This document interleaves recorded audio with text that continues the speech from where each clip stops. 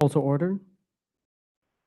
I call for a motion that the governing board go into executive session. Do I have a motion? Move into executive session. Could you repeat that? I move that the governing board move into executive session. Thank you. Do we have a second? I second. Thank you. All right. We are now in executive session. Thank you.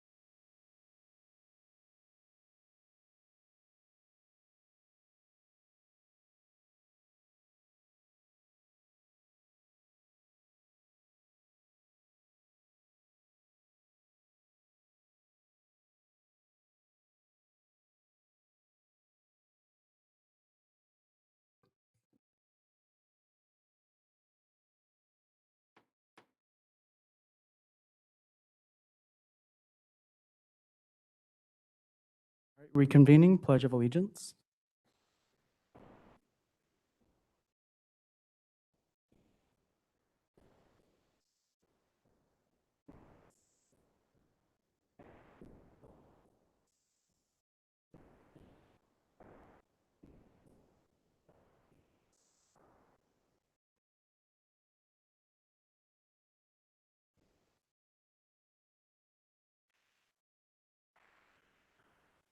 Moving to A3, adoption of the agenda.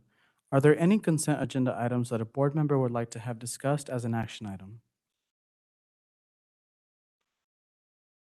Do I have a motion that the governing board adopt the meeting agenda? I move that we adopt the consent agenda. The meeting agenda? Oh, the meeting agenda. Thank you, Mr. Oropesa. Do we have a second? Second. Thank you, Ms. O'Neill France. All those in favor? Aye. Aye. Thank you. Moving to B, presentation, B1, Alhambra highlights.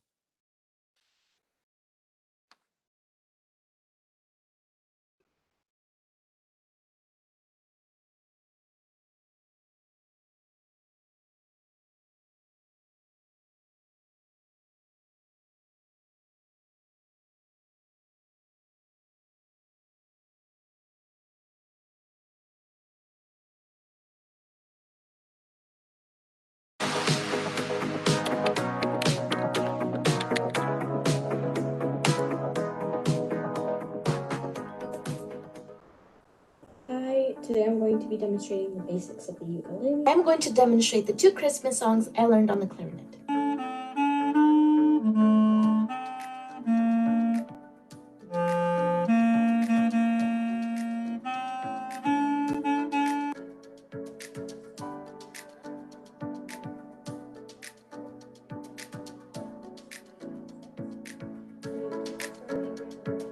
So you can use all your fingers to strum, or if you don't use all your fingers and you just use maybe your thumb, you can hold it from the bottom with your 4 fingers like that.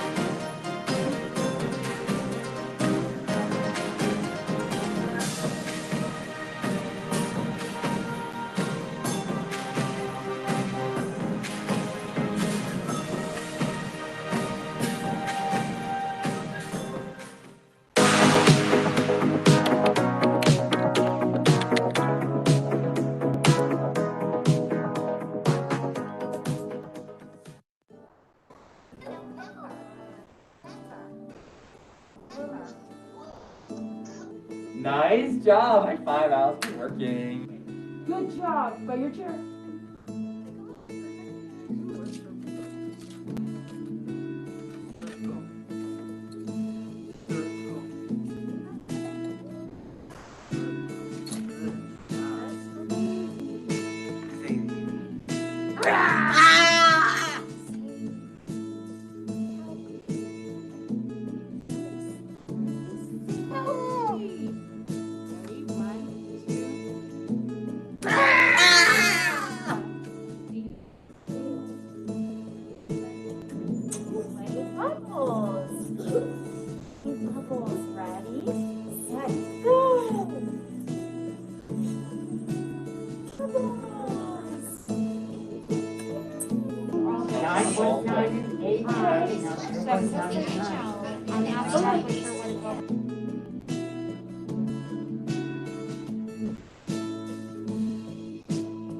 Sarah.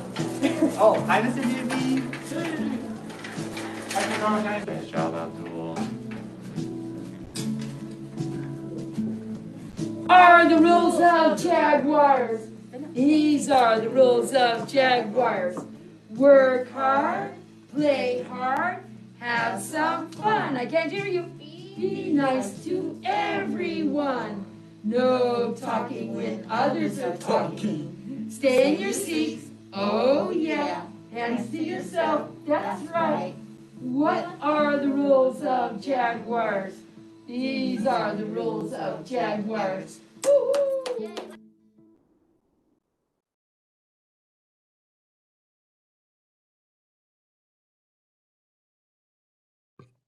Thank you very much for those Alhambra highlights. Moving to C1, information items. C1, naming of AESD gyms. With the completion of Phase 2 of the Alhambra Elementary School District School Gymnasium Construction Project, the 5 most recently completed have finalized the names for their gyms. Barcelona Elementary School Gymnasium will be the Bobcat Den, Catalina Ventura, Tiger Den, Granada Elementary School East, Roadrunner Athletic Academy or Facility, James W. Rice, Jaguar Gym, Sevilla West, Spartan Gym.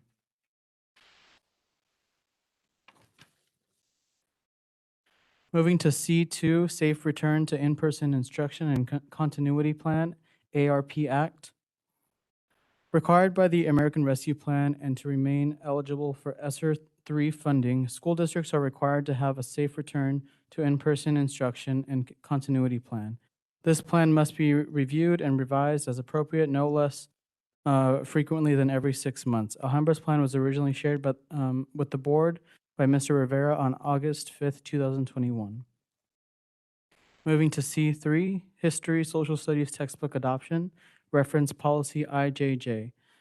It will be recommended that the governing board approve the adoption of the History/Social Studies textbooks being presented at the April 7th, 2022 governing board meeting. These textbooks will be available in the district office, Valencia Room, January 31st, 2022 through April 1st, 2022 for review by the governing board, staff, and members of the public. Moving to D, public comment. There is no public comment today. Moving to C, consent agenda items. I call for a motion that the governing board approve the consent agenda items.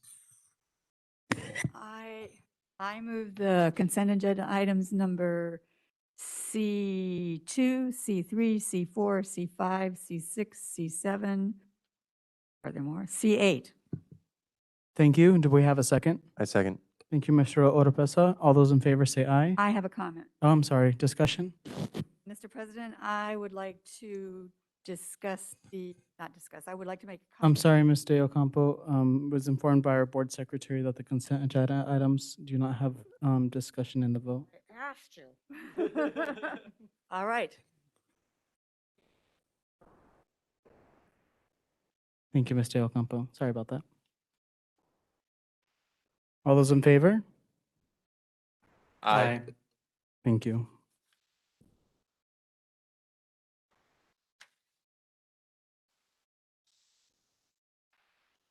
Moving to F, board policies. F1, first reading of policy IC school year. Do I have a motion that the governing board approve the first reading of policy IC school year?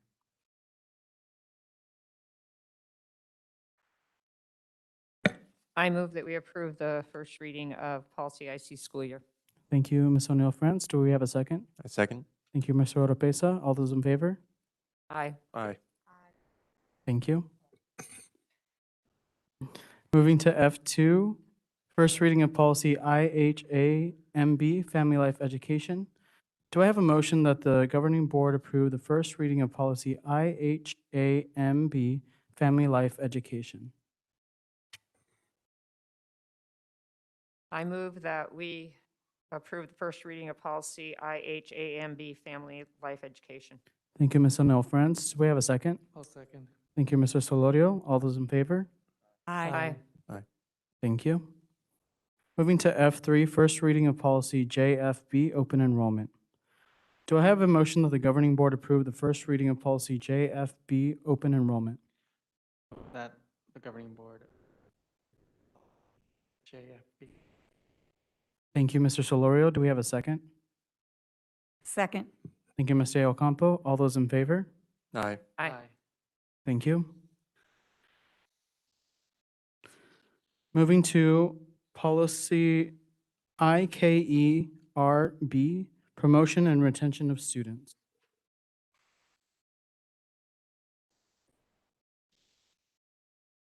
Okay, moving to What G. comment on that one? Okay, and I think this is the one I want to comment on. Is this the one that removed the entire section about special education students? And so I want to know, I would like at some point to have an explanation as to where that piece is going to be picked up, since it's no longer in policy. It's regulation. Thank you. Okay, moving to G, new business resolution.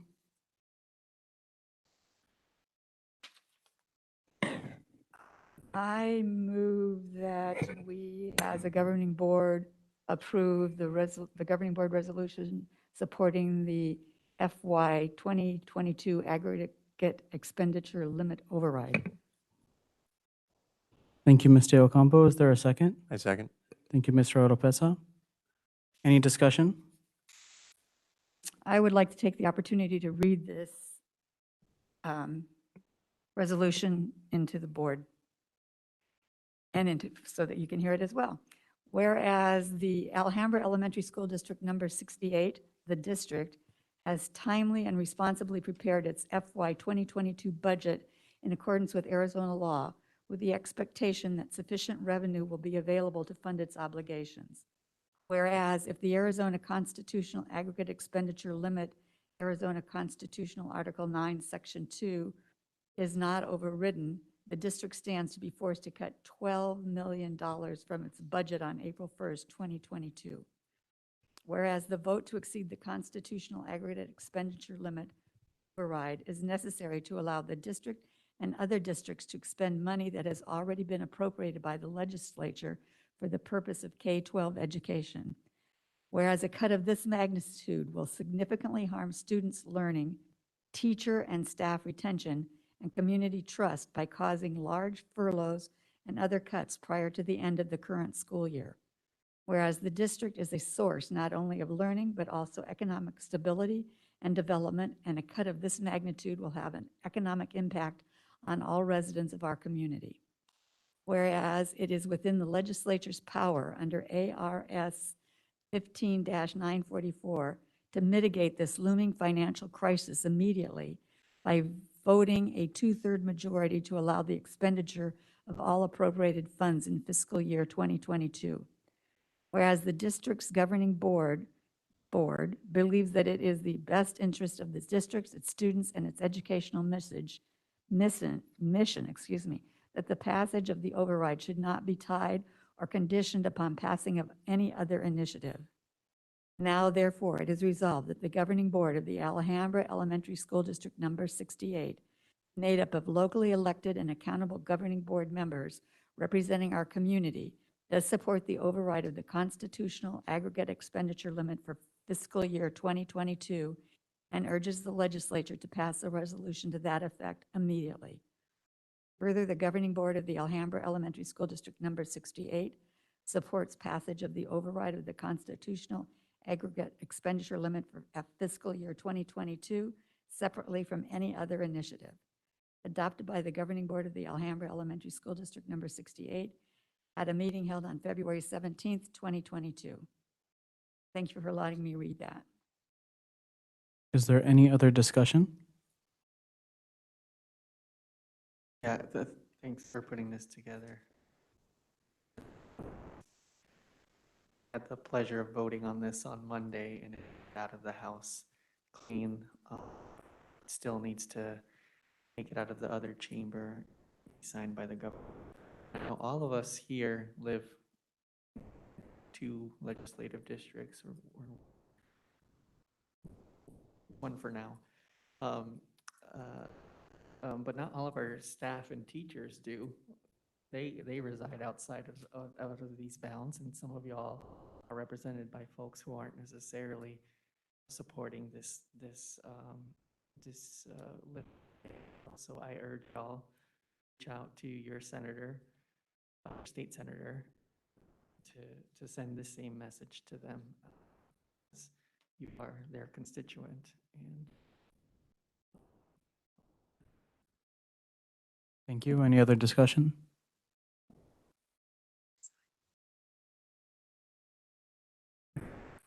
All those in favor? Aye. Aye. Aye. Aye. Thank you. Motion passes. Going to G2 salary schedules. Do I have a motion that the governing board approve the submitted salary schedules? I move that we approve the 2022-2023 salary schedules. Do we have a second? I second.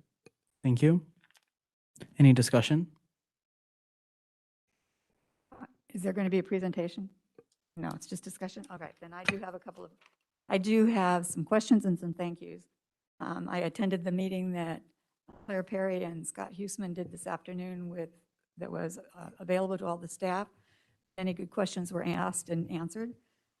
Also, Ms. Perry, the opportunity to speak with her personally if we had any questions. I had some questions that she answered for me, but I think it's always nice to have those answers put out in the public because many of you have not had the same opportunity to ask the questions, and they might be the same ones that I was curious about. So I'm going to start with the stipends for hard-to-fill positions. I know that that's something that Ms. O'Neill-France has specifically lobbied for many, many times, and I think it's a good practice to do. We have many positions that are really difficult to fill because of the intensity of the position. I can't think of another word for it. So I think that's a good step to move forward. I know the committee looked at all these options very closely when they made these decisions. I know Mr. Oropesa and many of us have been concerned about the salaries for the classified staff. And when I looked at the salary schedules, I saw that in some categories you had 29 steps, and then you have your classified that have like 6 steps on this. And then I also saw that on some of the salary schedules, there was longevity, so that if you had been on step 29 for 5 years, you got a little, not a whole lot, but you got some recognition that you had been stuck there for many years. You answered my question about that, but would you explain to the audience what happened with that and how you've adjusted that? Thank you for the question. President Clenches, Governing Board Member, Superintendent. You have a few questions in there, so I can address the longevity. I think that's fresh on my mind, the steps. Our teacher salary schedule has expanded over the years, have offered as longevity stipend to them when they've been out or at that step for 5 years, 10 and 15.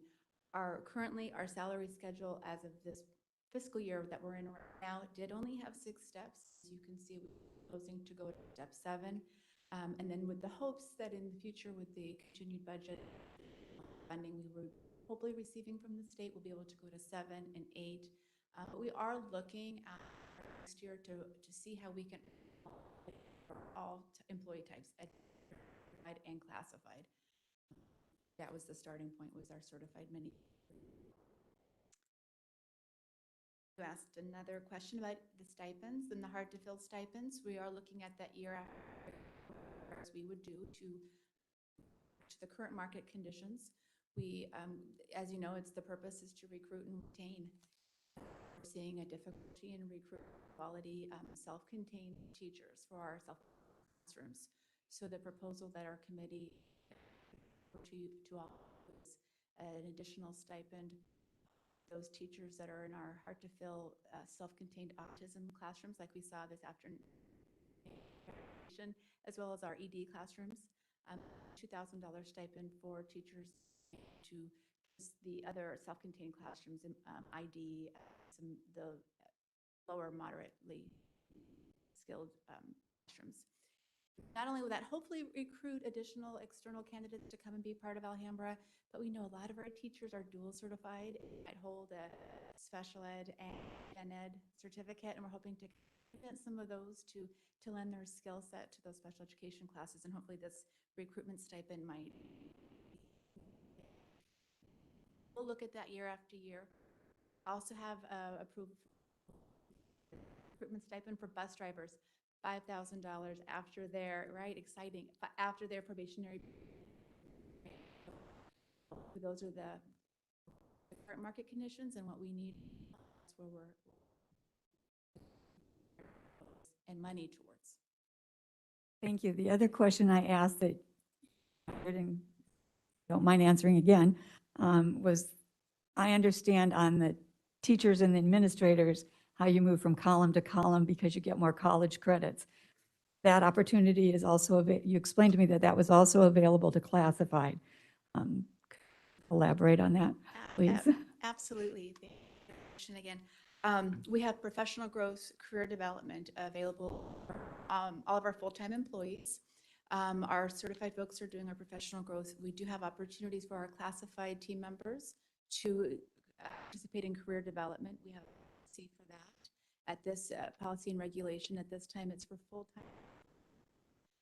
Step 9 on up, they can earn, if they receive 7 credits in the field, that's, you know, position, whether it's technology, they could move over to, so after 7 credits, so for instance, maybe to go 2 level. We do get a lot of folks that advertise and build products.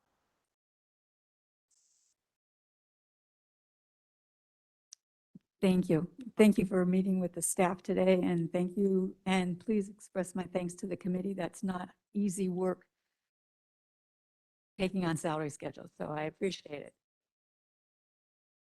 Mr. Huseman and Ms. Claire Perry, it's my understanding that there were over 9 proposals in order for these salary schedules, and that you all were able to include all of them. Could you clarify that? I know because I think it's a great accomplishment. Yes, thank you for the question, President Contes. So there were 10 priorities actually that as we looked at current challenges for our salary schedule, we had 10 different prioritized solutions. The Salary Schedule Committee evaluated, and that was also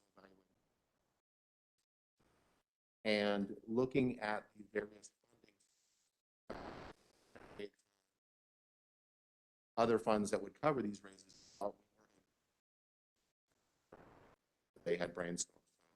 Again, we appreciate the work. And they're thinking about it. It takes critical thinking on behalf of all of the staff, but really.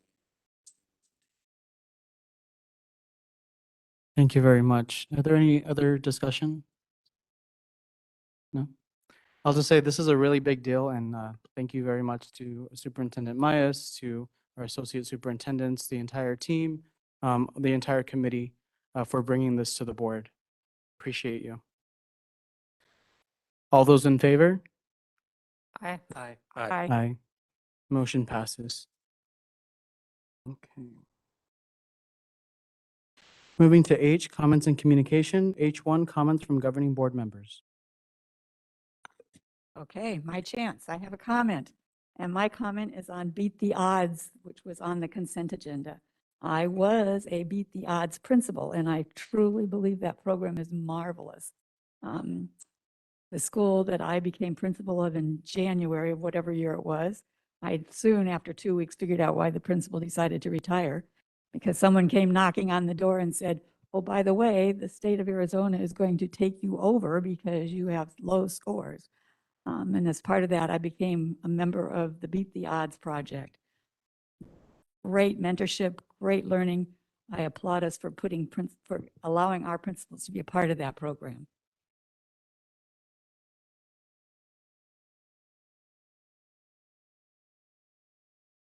Oh, I'd just like to mention, we did have on our agenda the textbook adoption in C3. And so just I threw it out there last meeting, and I want to continue to encourage teachers and administration to take a look at the curriculum. It's right here across the hall here. Also, just to incorporate the help of our outreach coordinators and our school community councils. I know not a lot of parents may be watching board meetings, but I do know they attend those.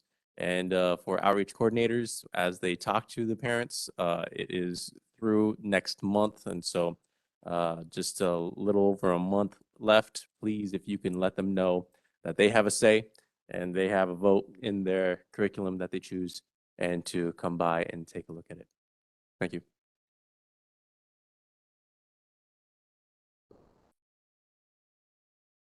I love the marquees, as you already know. Oh my gosh, when I went by the, oh my gosh, I don't even know, east, west, Granada. I was really excited. It just stood out, even though it isn't lit up or anything yet. It was well compared to that little white one we used to have. I appreciate, they're ugly and you know it. I appreciate all the work truly that went into the salary schedules, Claire and Mark. I know there's a lot of hard work put into it with your team and all the people that were on that. And I know it's not always easy trying to find money when there isn't money. So I appreciate all the efforts that your team did. And I'm excited that I saw in the paper today, yes, I read the paper, City Council approved the money, I can't remember how much it is, but the millions of dollars to put towards 27th Avenue corridor. And since I live on 25th Avenue, I am very excited that that is going to happen.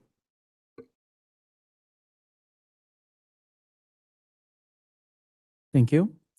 I want to acknowledge those in our Alhambra community who have passed away this month, and it hurts my heart every time we receive a We Care notification.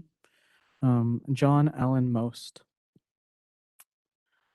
I would like to recognize some folks who exemplified servant leadership and commitment to our mission. Ms. Watkins at Carol G. Peck for teaching our computer science students to code.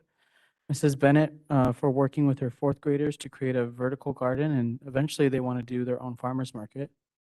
Ms. McReynolds at AOA for teaching our virtual students to play an instrument, and we saw that in the Alhambra highlights today. And a shout out to our maintenance and grounds teams for keeping our playgrounds safe and up to standard for our learners. Some updates. I attended the meeting, which Ms. O'Neill France was also a part of, and that was set up by the superintendent and their team with Councilwoman Guardado and Councilwoman Pastor.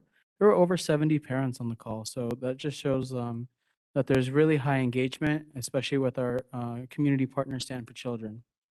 I stopped by the Arizona State Capitol yesterday to stand with parents and educators to call for the state Senate to pass an override of the aggregate expenditure limit.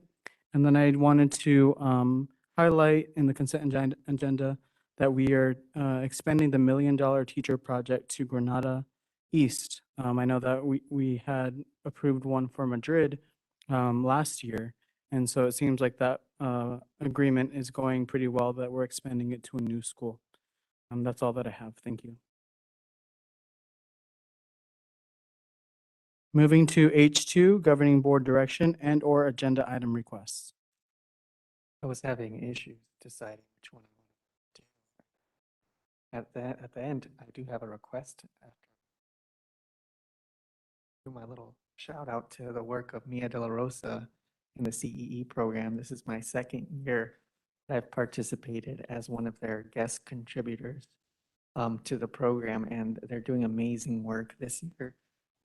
These little innovators are working on designing mini libraries for some of the parks throughout the city and in partnership with the city of Phoenix. So these things are going to get built, and they're having some real world experience from myself as an architect, but the folks over at the city, and they're learning the process of how things get done and how they themselves have the power to make these decisions that will impact the lives of thousands of community members.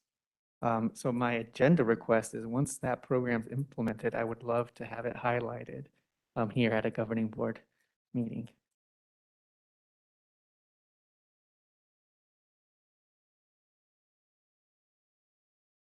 I know that our school offices are closed in the summer for, I think, a month. I want to know, how can we think outside the box and make sure that we are getting any parents that are trying to enroll students in those schools? I'm not sure. I just don't want to lose anybody that is trying to get into our district. So there has to be some creative ways we can think of being able to have some type of something at the schools. Thank you. Thank you. That was on my mind too. I was actually going to have that in my comments, so thank you. My other request is that we think about how we market what we now call kindergarten roundup. I would like us to think about calling it something else. The word roundup does not necessarily have a positive connotation with many of our families. I know back in the days of John Wayne, roundup was with cowboys and horses.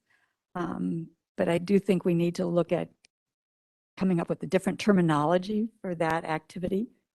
Thank you.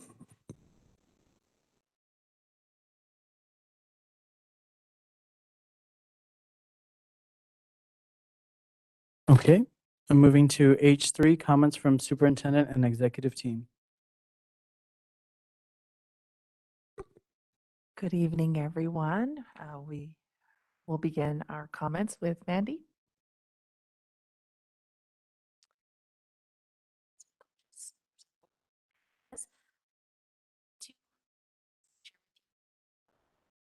There is, over the last 2 weeks, I've spent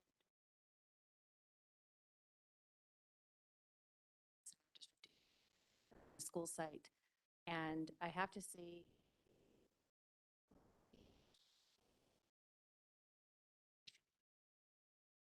part of that support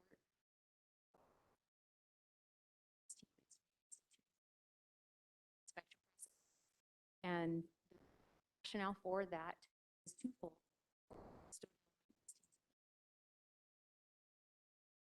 They need to meet expectations, and then also to make sure we have minimum standards. That's our district. So I'm excited to say that alignment setting, like team and I went out and looked to make sure that we were all this process to our principals. It being a capacity building. Got you know, this is a capacity building.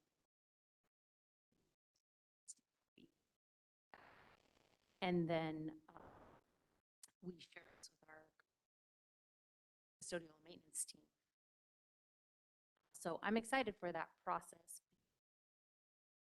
Everyone in the district, it just shows that everyone in the district to grow. That's the spirit behind that. The second thing I'm really proud is our digital marketing. And we had in 4 days 587 visits to the Kinder section of our website. 4 days, 587 visits. the Google Analytics show that 73% to our website. And then we had a really nice shout out from someone you know who has been a proponent of social media. Not anymore, but I just appreciated his comment. He shared, imagine my surprise reading AZ Central this morning just to see this. I'm so happy and proud to see the work of the new team in Alhambra. They're truly elevating the district to be a prominent district and excellence across.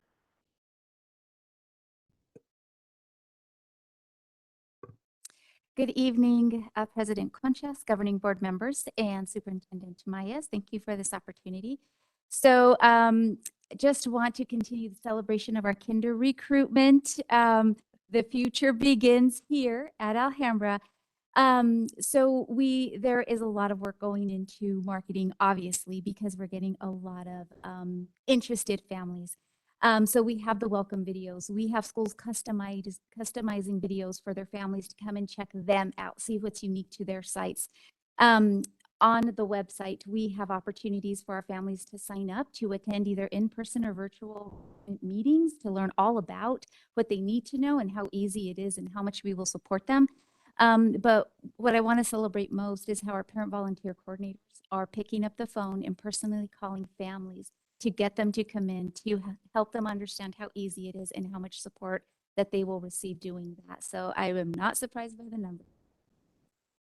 I also wanted to celebrate that we are working with the Phoenix After School Center program. You may have heard of it as PAC.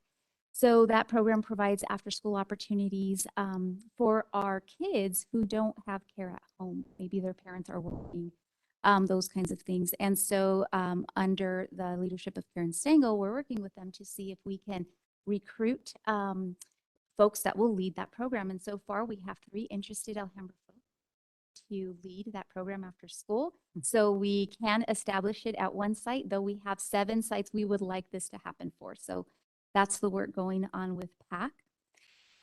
We are also, we wanted to make sure you knew we did not lose sight of the dual language initiative that was brought up earlier. And so through the leadership of Raul, we are connecting with other districts who have done this well and also who are in their newer years of starting this. So we have good insight of where we want this to grow, but also what it's like to begin. So we're gathering all of the questions moving along. And the last highlight is we had quite a few members from our Ed Services team at the dyslexia training. It's hosted by the state. They offer different trainings, but we are working hard to prepare what trainings we will bring to our teachers to ensure that we are supporting all of our students with very strong and core foundational skills, but also supporting the dyslexia law. Thank you. Thank you, Mandy and Melissa.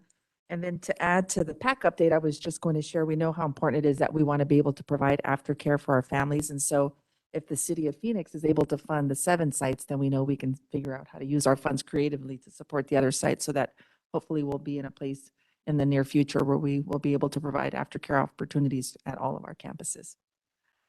And I appreciate Ms. De Ocampo acknowledging the great work with Beat the Odds. I wanted to recognize the leaders in our audience right now. Principals, if you are participating in Beat the Odds and you're here this evening, can you please stand? Yes. You, Ms. Teresa, Ms. Cohen, I wanted to share that, again, principals are super busy as it is to ensure that our children have the best learning opportunities and our staff are cared for. It's a lot of work. And this opportunity presented itself with additional coaching, a learning opportunity to be better at the work that they're doing. And I'm so grateful that they volunteered to be a part of this learning opportunity, as busy as they are. So I'm so grateful for your commitment to continuous learning so that we can be the best that we can be for our kids. So thank you.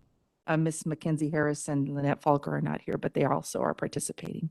So thank you. And then I wanted to also thank Ms. Claire Perry and Mr. Scott Huseman for their work with the salary schedules. I know I talked to colleagues throughout in other districts, and I know of many districts that are not offering any raises and that staff salaries are frozen for this next school year. And so I'm grateful that through hard work that we've been able to provide what was presented earlier today.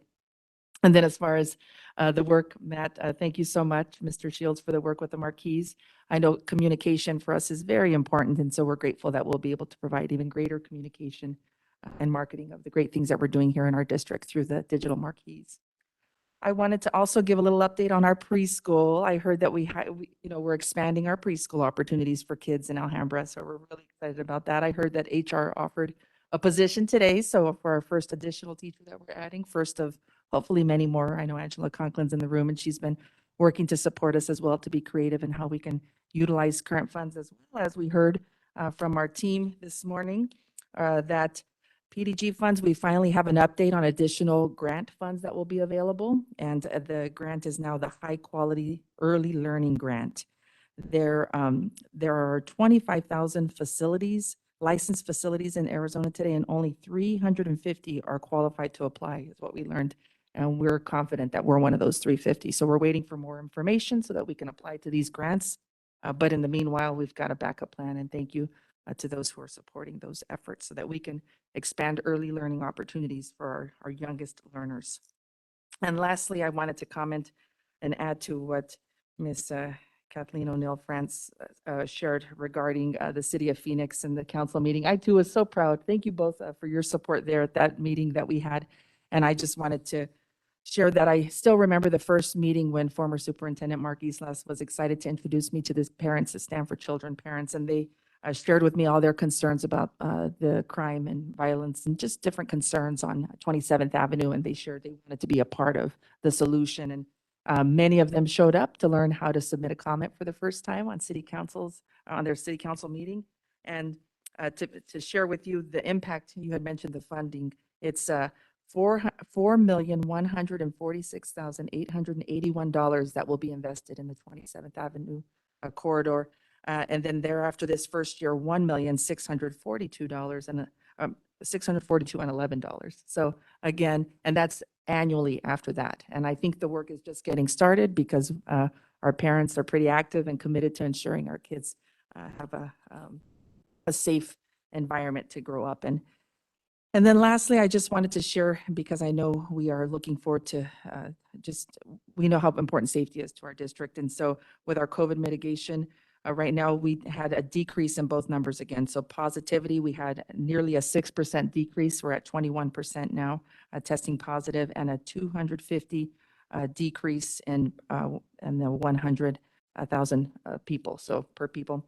That one decreased as well. And that reminds me of the conversations that I had today with our scholars, the AAAs, my advisors, student advisors. Thank you to Karen Stengel, who supports me with that. And our kids were saying, we want to plan promotion. We want to have a dance. What's it like to have a dance? Our 8th graders are saying, we were looking forward to middle school. And so there are so many things that we want to be able to do. And will we ever be able to do that? And the student council presidents were saying, kids voted for me so that I could be president and do all these great things. And I want to be able to do what I set out to do. And so we're hopeful that the numbers will continue to go down so our middle schoolers can be able to experience a little of that middle school experience, specifically the 8th graders, before they move on to greater things in high school. So thank you all for all your hard work and all you're doing for our children and our community. Thank you for those updates. Going to meeting closing. The next regular meeting of the governing board will be held on March 3rd, 2022. There will be an executive session at 5:30 p.m. with the regular meeting convening at 6 p.m. Today I showed up at 5:30 because I didn't read it. I2, adjournment. Do I have a motion to adjourn? I move to adjourn. Thank you, Mr. Oropesa. Do I have a second? Thank you, Mr. Solorio. All those in favor? Aye. Aye. Thank you, everyone.